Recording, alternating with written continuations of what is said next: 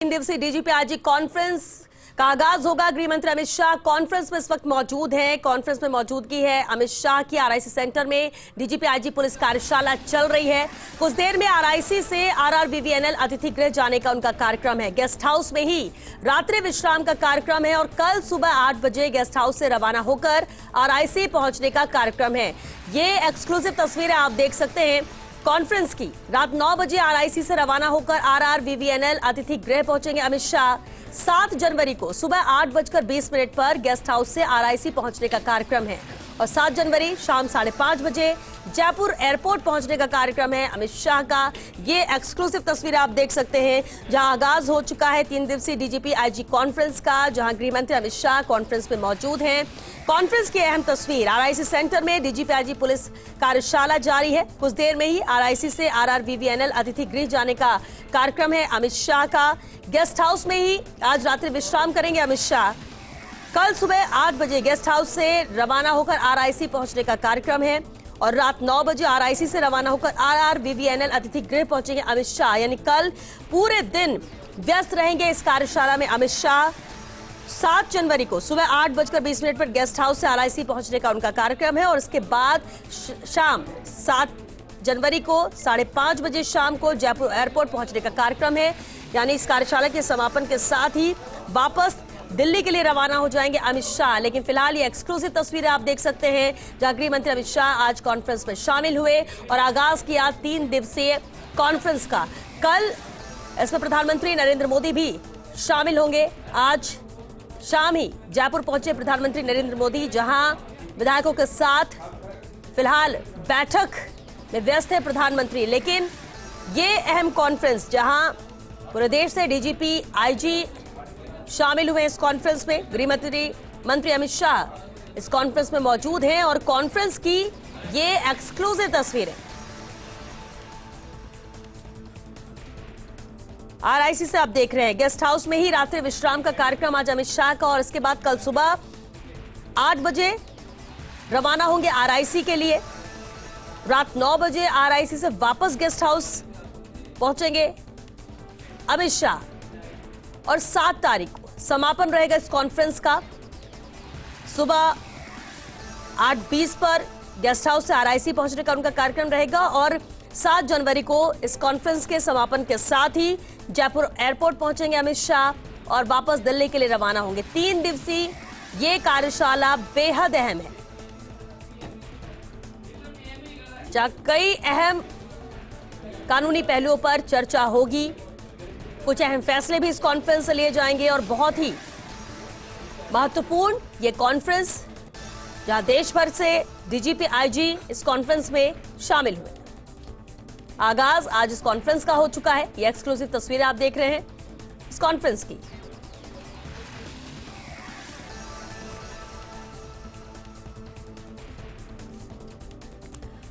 और चलिए इस पर और ज्यादा जानकारी के साथ संवाददाता शिवेंद्र सिंह परमार हमारे साथ जुड़ चुके हैं। शिवेंद्र, बेहद अहम है ये डीजीपी आईजी कॉन्फ्रेंस जो 3 दिवसीय कॉन्फ्रेंस राजस्थान में चलने वाली है। आज इसका आगाज हो चुका है। आज का दिन कैसा रहा फिलहाल और क्या कुछ जानकारी इस कॉन्फ्रेंस को लेकर? देखिए, आज का जो दिन रहा उसमें आईवी अधिकारियों को सराहनीय सेवा के लिए पुलिस पदक वितरित किए गए हैं।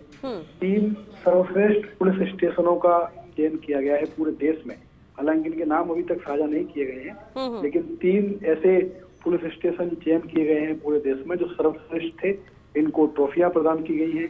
इसके अलावा 2023 में जो गृह मंत्री का संबोधन था, उन्होंने अपने संबोधन में कहा है कि 2023 में देश अमृत काल में प्रवेश कर चुका है और 2 महत्वपूर्ण विकासों पर उन्होंने जोर दिया। एक तो उन्होंने नई शिक्षा नीति का निर्माण और ब्रिटिश युग के कानूनों की जगह 3 नए आपराधिक कानून बनाना। उन्होंने यहाँ पर उल्लेख किया कि कानून सजा के बजाय न्याय प्रदान करने पर केंद्रित है और इन कानूनों के कार्यान्वयन से हमारी आपराधिक न्याय प्रणाली सबसे आधुनिक और वैज्ञानिक हो जाएगी। उन्होंने नए कानूनों के जो भारत सरकार ने बनाए हैं उनके सफल कार्यान्वयन के लिए एसएचओ से लेकर पुलिस महानिदेशक स्तर पर, यानी कि थानाधिकारी से लेकर डीजीपी तक प्रशिक्षण और थाने से पीएचक्यू स्तर पर प्रौद्योगिकी उन्नयन की आवश्यकता भी जताई है गृह मंत्री अमित शाह ने अपने स्पीच पर। उन्होंने चुनौतियों से निपटने के लिए डेटाबेस से जोड़ने और एआई जो तकनीक आई है नई, उसको पुलिस में किस तरीके से प्रयोग किया जा सकता है, उस पर अमित शाह ने जोर दिया है। इसके अलावा 3 महत्वपूर्ण हॉटस्पॉट जम्मू कश्मीर, उत्तर पूर्व और वामपंथी उग्रवाद में जो हिंसा में कमी आई है, इसका जिक्र भी अमित शाह ने अपने स्पीच में किया है, जो उद्घाटन सत्र में उनका स्पीच हुआ है। इसके अलावा 2047 तक भारत को एक विकसित राष्ट्र बनाने का जो प्रधानमंत्री का दृष्टिकोण है, उसमें आंतरिक सुरक्षा की भूमिका क्या हो सकती है, इस पर अमित शाह ने अपने स्पीच में जोर दिया। और आज का जो पहला दिन रहा डीजीपी कॉन्फ्रेंस का, इसमें सीमाओं की सुरक्षा, साइबर खतरे, कंटरपंथ, पहचान दस्तावेजों को धोखाधड़ी से जारी करना और एआई से उत्पन्न होने वाले खतरे, ये जो एआई से उत्पन्न होने वाले खतरे हैं, ये बहुत महत्वपूर्ण विषय है। क्योंकि आपको याद होगा कि बीते दिनों कई बड़े सेलिब्रिटी भी इसकी चपेट में आए हैं कि उनके फेक वीडियो बना के, उनके फेक फोटोज बनाकर सोशल मीडिया पर जारी किए गए हैं। तो जो एआई की एक नई चुनौती है, इसके 2 पहलुओं पर अमित शाह ने बात की है। पहला पहलू तो ये कि पुलिस इसका पॉजिटिव प्रयोग कैसे कर सकती है एआई तकनीक का, और दूसरा इसका जो मिसयूज हो रहा है, इसको कैसे कंट्रोल किया जाएगा, क्योंकि ये एक बड़ी चुनौती है। बड़े बड़े सेलिब्रिटीज इसकी चपेट में आ चुके हैं। लगता नहीं, जिस तरीके से एआई के फेक वीडियो जाते हैं, पहली नजर में कोई देख के कह नहीं सकता कि ये फेक वीडियो है। ऐसा ही लगता है कि जो इस वीडियो में दिख रहा है वही सच होगा। तो इस पर आज फोकस रहा है गृह मंत्री का। इसके अलावा कई सत्र भी आज आयोजित हुए हैं पहले दिन में श्वेता। अब कल का जो दिन है वो बहुत महत्वपूर्ण है, क्योंकि कल देश के प्रधानमंत्री नरेंद्र मोदी शामिल होंगे डीजीपी कॉन्फ्रेंस में। और जैसी जानकारी हमें मिली है कि 6 से 8 घंटे तक प्रधानमंत्री कम से कम 6 घंटे तक इस कॉन्फ्रेंस में मौजूद रहेंगे। बताया जा रहा है कि लंच का कार्यक्रम भी RIC में ही है, जहां पर डीजीपी कॉन्फ्रेंस आयोजित हो रही है। और प्रधानमंत्री का भी एक संबोधन कल होगा उनके पहुंचने के बाद, जिसमें वो तमाम डीजीपी, तमाम जो अर्धसैनिक बल, सुरक्षा बलों के चीफ हैं, उनसे अपने विजन को और अपने विचारों को साझा करें। शिवेंद्र, लेकिन जैसे 3 दिवसीय डीजीपी आईजी कॉन्फ्रेंस है, बहुत महत्वपूर्ण कॉन्फ्रेंस है इस लिहाज से भी कि जब देश भर के डीजीपी आईजी जुड़ रहे हैं, गृह मंत्री की मौजूदगी, प्रधानमंत्री की खुद मौजूदगी रहेगी, और वो भी 1-2 नहीं 5 से 6 घंटे तक वो मौजूद रहेंगे, चर्चा होगी। माना ही जाए कि ये 3 दिन की कॉन्फ्रेंस के बाद कुछ अहम फैसले भी इससे लेकर लिए जा सकते हैं, ताकि और बेहतर पुलिस व्यवस्था हो सके, कानून बेहतर और हो सके। बिल्कुल, ये माना जा रहा है श्वेता कि कॉन्फ्रेंस के दौरान ही कुछ ऐसे फैसले लिए जाएंगे जिनकी पूरे देश की पुलिस के ऊपर छाप दिखेगी, पूरे देश में उनका असर दिखेगा।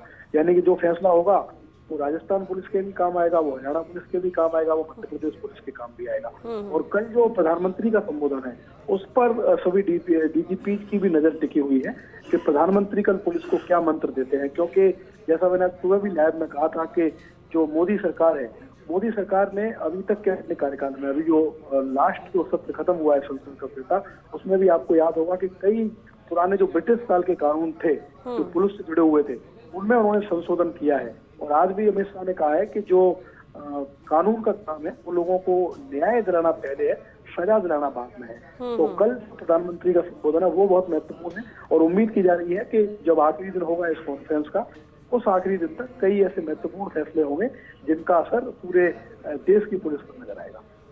बिल्कुल। और कल के अगर कार्यक्रम की बात करें पीएम मोदी और अमित शाह के, लेकिन इस बीच आपको रोकना चाहेंगे शिवेंद्र, हम बेहद अहम तस्वीरें दिखा रहे हैं, एक्सक्लूसिव तस्वीरें। विद्युत भवन गेस्ट हाउस पहुंच रहे हैं गृह मंत्री अमित शाह इस कॉन्फ्रेंस के पहले दिन शामिल होने के बाद, और अब उनका काफिला गेस्ट हाउस पहुंच रहा है। गेस्ट हाउस के बाहर की ये तस्वीरें हैं जब गृह मंत्री अमित शाह गेस्ट हाउस पहुंच चुके हैं। ये एक्सक्लूसिव तस्वीरें फर्स्ट इंडिया दिखा रहा है। 3 दिवसीय डीजीपी आईजी कॉन्फ्रेंस का आज पहला दिन रहा। आज आगाज होने के साथ ही अमित शाह की मौजूदगी रही।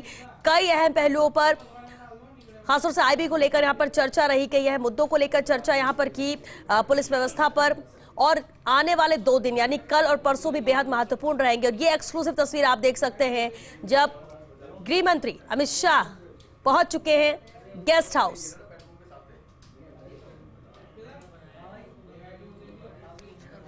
शिवेंद्र, बिल्कुल आपको उस वक्त रोका था क्योंकि तस्वीरें हम दिखा रहे हैं, और अब कॉन्फ्रेंस का पहला दिन समाप्त हो चुका है और अब गेस्ट हाउस पहुंच चुके हैं अमित शाह। लेकिन अब कल की बात करें, पीएम और अमित शाह दोनों की ही बात करें कार्यक्रम की, वो किस तरह से रहेगा, कितना वक्त इस कॉन्फ्रेंस में दिया जाएगा, क्या अहम मुद्दे कल के रहेंगे? देखिए श्वेता, ये जो जिस गेस्ट हाउस की आप बात कर रहे थे, वो गेस्ट हाउस भी काफी अहम है, क्योंकि इसी गेस्ट हाउस में कुछ दिन पहले तक जो मुख्यमंत्री है प्रदेश के भजनलाल शर्मा, उनका अस्थायी निवास था। बिल्कुल अपने दफ्तर के सामने ये गेस्ट हाउस है सहकार मार्ग पर। और जब मुख्यमंत्री के लिए नाम अनाउंस हुआ था भजनलाल शर्मा का, उसके बाद इसे भजनलाल शर्मा का अस्थायी निवास बनाया गया था। हालांकि अभी वो ओटीएस में रह रहे हैं। इसी गेस्ट हाउस में ठहरने का कार्यक्रम बताया जा रहा है अमित शाह का। और ऐसी भी जानकारी मिल रही है कि जो एनएस अजीत डोभाल हैं, वो भी इसी गेस्ट हाउस में ठहरेंगे। कल के जहां तक कार्यक्रम की बात है, तो कल ये बताया जा रहा है कि तकरीबन 11-12 बजे प्रधानमंत्री नरेंद्र मोदी आरआईसी पहुंच जाएंगे, जहां पर डीजीपी कॉन्फ्रेंस चल रही है।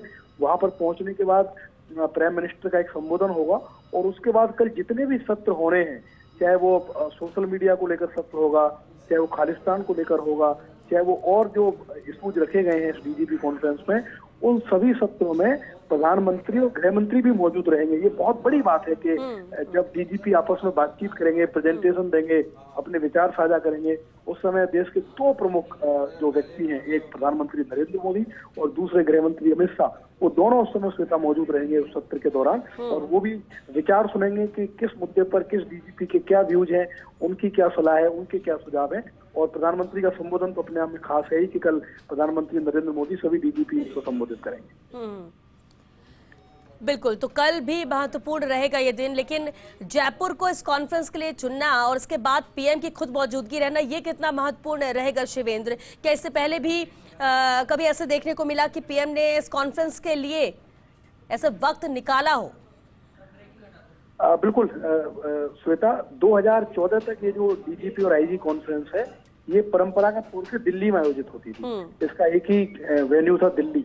लेकिन जब से नरेंद्र मोदी प्रधानमंत्री बने, उसके बाद ये जो कॉन्फ्रेंस है, ये देश के अलग अलग हिस्सों में हुई। इसका आयोजन गुवाहाटी में भी हो चुका है, ये गुजरात के कच्छ में भी आयोजित हो चुकी है, ये लखनऊ में भी आयोजित हो चुकी है, यूपी की राजधानी में।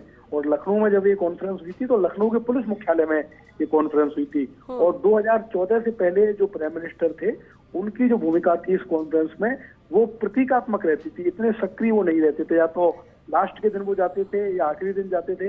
लेकिन प्रधानमंत्री नरेंद्र मोदी लगातार इस कॉन्फ्रेंस में शामिल हो रहे हैं।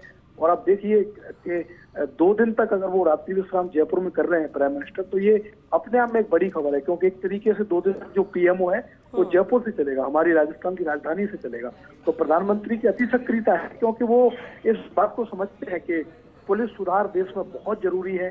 पुलिस और कानून का जो राज है, अगर वो बेहतर होगा, उसमें सुधार होंगे, तो जाहिर तौर पर जो गुड गवर्नेंस की उनका विजन है, उनकी सोच है, वो कामयाब होगी। तो इससे पहले चाहे ये कॉन्फ्रेंस लखनऊ में हुई हो, गुवाहाटी में हुई हो, गुजरात में हुई हो, हर जगह प्रधानमंत्री की सक्रियता दिखी है।